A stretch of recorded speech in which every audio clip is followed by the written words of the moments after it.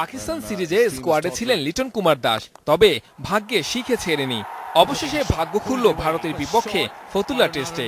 মন্দ হয়নি অভিষেক, 7 নম্বরে নেমে খেলেন 45 বলে 44 রানের ঝলমলে এক ইনিংস।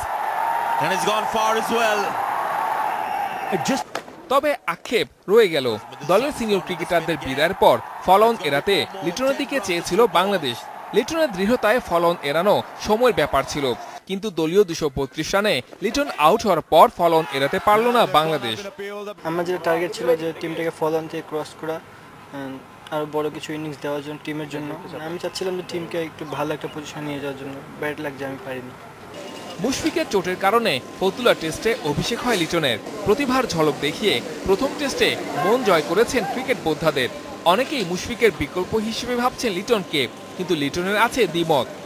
না, এটা ভুল কথা যে ফাইট বলতে আমি মনে করি না এটা এখানে ফাইটের কিছু আছে। উনি ওনার জায়গায় বেস্ট, আমি চেষ্টা করতেছি যা কিছু করা যায়।